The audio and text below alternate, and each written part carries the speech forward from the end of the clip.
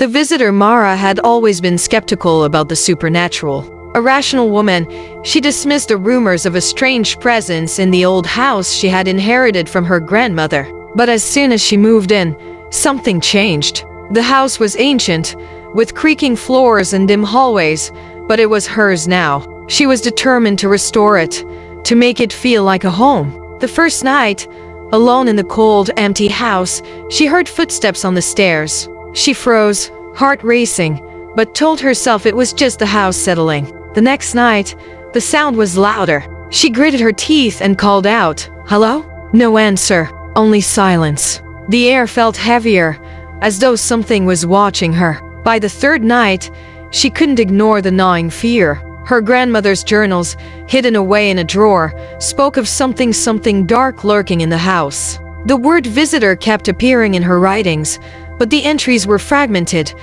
as if her grandmother had been writing in a panic. Mara stayed up late, reading the journals, piecing together cryptic notes. It seemed her grandmother had been expecting a visit, an arrival that only occurred every few decades, a presence that came with the cold of winter. Suddenly, there was a knock at the door, deep, deliberate, echoing through the house. Her pulse quickened. No one could have known she was here. Cautiously, she approached the door. Through the frosted glass, she could barely make out a figure, tall and cloaked. She hesitated. The knock came again, louder this time, almost insistent. Mara opened the door. There was no one there, just a chill, the air heavier than before. Confused, she stepped outside, scanning the yard. Then, she saw a figure standing at the edge of the woods, just beyond the fence. It didn't move, only stared at her. The eyes glowing faintly in the dark never blinked. A voice echoed from the trees, low and rasping.